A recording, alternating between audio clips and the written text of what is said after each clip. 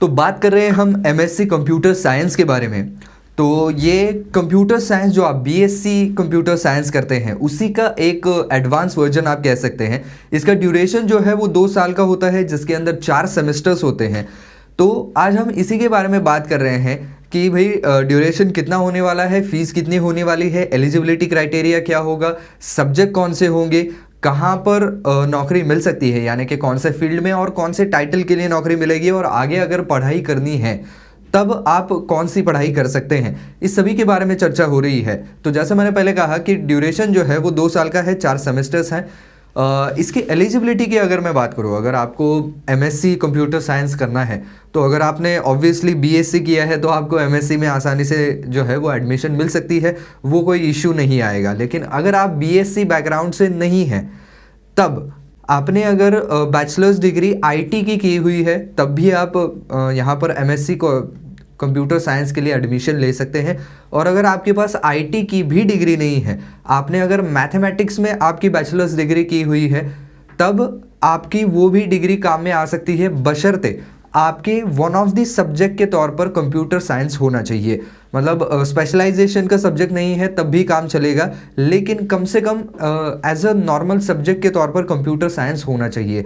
इसी के साथ साथ एक और क्राइटेरिया जो इसके अंदर वर्क करता है वो ये है कि आपके जो है वो कम से कम 50% मार्क्स आने चाहिए। और कुछ यूनिवर्सिटीज़ के अंदर एंट्रेंस टेस्ट भी होती है, तो कुछ यूनिवर्सिटीज़ में जो है वो दोनों की तरफ ज़्यादा ध्यान दिया जाता है कि आपके ग्रेजुएशन के मार्क्स कितने आए हैं और साथ ही साथ आपने एंट्रेंस टेस्ट में कैसा परफॉर्म किया हुआ है। तो जनरली इसके अंदर ज़्यादा प्रॉब्लम नहीं आता है, क्योंकि जो बीएससी कंप्यूटर साइंस किए हुए बच्चे होते हैं वो आसानी से इस एंट्रेंस टेस्ट को पास कर लेते हैं, क्योंकि उनके करिकुलम में जो पढ़ाया गया है उसी के ऊपर टेस्ट ज़्यादातर करके बेस्ड होता है। बात करें अगर फीस की, तो फीस इसकी 20,000 रुपये से लेकर के 3.5 लाख रुपए तक की हो सकती है पूरे कोर्स की। तो ये हर एक यूनिवर्सिटी के ऊपर जो है वो डिपेंड करता है। कुछ डीम्ड यूनिवर्सिटीज़ होती हैं, प्राइवेट यूनिवर्सिटीज़ होती हैं, तो उनके अंदर कोर्स की फ़ीस जो है वो थोड़ी सी ज़्यादा हो सकती है, कुछ यूनिवर्सिटीज़ में कम भी हो सकती है, लेकिन एक रेंज जो है वो इसके बीच में ही रहती है। तो देखिए दोस्तों, अगर आपको इस कोर्स में आना है तब आपके पास जो है वो एक प्रॉब्लम सॉल्विंग एटीट्यूड और एनालिटिकल स्किल्स अच्छे होना ज़रूरी है, तभी आप इस कोर्स में जो है वो आगे अच्छे तरीके से एक्सेल कर पाएंगे। अब हम ये देख लेते हैं कि इस कोर्स में आपको सब्जेक्ट कौन से पढ़ाए जाएंगे सेम 1 के अंदर। तो सेमेस्टर 1 के अंदर जो है वो आपको design and analytics of algorithms पढ़ाया जाएगा। इसके अलावा आर्टिफिशियल इंटेलिजेंस के बारे में पढ़ाया जाएगा, आईटी सिक्योरिटी के बारे में पढ़ाया जाएगा, mathematical foundations of computer science और डाटा माइनिंग, इस सभी के बारे में पढ़ाया जाएगा। अब आता है सेमेस्टर 2, तो यहाँ पर थोड़ी सी जो है वो लिस्ट लंबी हो जाती है, मैं आपको पढ़ के ही सुना देता हूँ क्योंकि बहुत बड़ी लिस्ट है। तो यहाँ पर आपको जो कंपलसरी सब्जेक्ट्स होंगे वो होंगे machine learning, advance operating systems, mobile and satellites, communication networks, और फिर आता है इलेक्टिव 1। तो कोई भी इनमें से एक टॉपिक जो है या एक सब्जेक्ट वो आपको चूज करना है।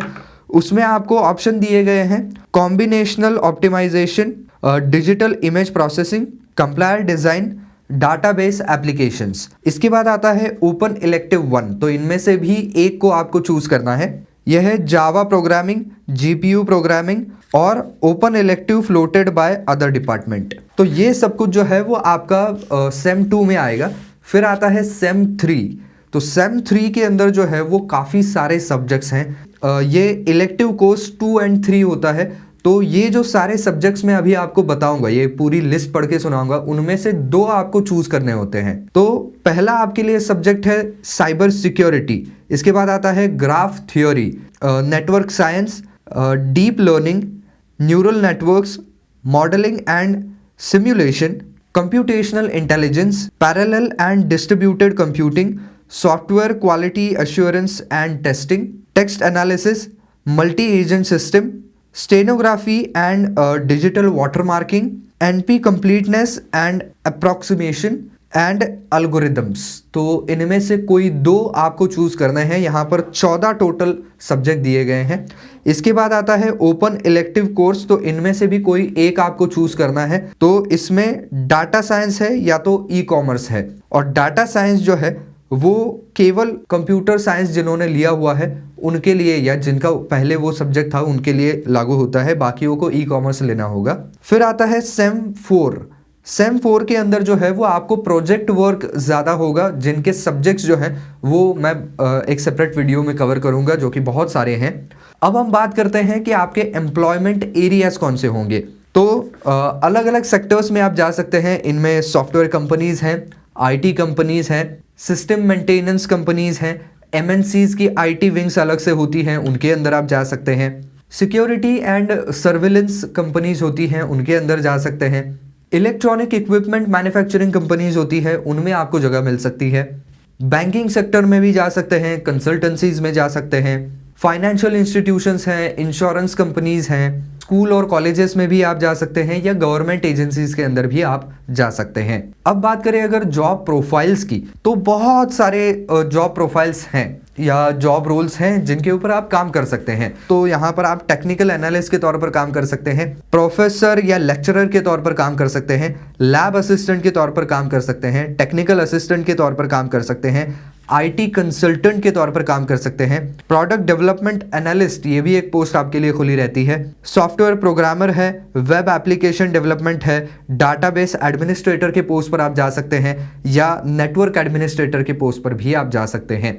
तो ऑल इन ऑल अगर नटशेल में बताऊं तो अगर आप एमएससी कंप्यूटर साइंस करते हैं तब आपको काफ़ी ज़्यादा इन डेप्थ नॉलेज भी मिलता है, आपके लिए बहुत सारी फील्ड्स जो है वो भी खुली रहती है, और उनमें आप बहुत सारे जॉब टाइटल्स के लिए अप्लाई कर सकते हैं। अगर आपको इसमें ही और पढ़ाई करनी है तब आप एमफिल कर सकते हैं, इसके अंदर एमफिल इन कंप्यूटर साइंस, या तो आप पीएचडी भी कर सकते हैं। अब ये दोनों चीज़ें जो हैं वो कंपलसरी तो नहीं होती है। अगर आपकी नौकरी की वैसी डिमांड है, आप जिस फील्ड में जाना चाहते हैं उस फील्ड की वैसी डिमांड है, तब आप कर सकते हैं, वरना अगर नहीं भी करेंगे तो भी इतने सारे फील्ड्स आपके लिए ओपन ही रहते हैं। तो कुल मिलाकर के ये पूरा लेखा जोखा है कि अगर आप एमएससी कंप्यूटर साइंस में जाते हैं तब आपको क्या पढ़ने को मिलेगा।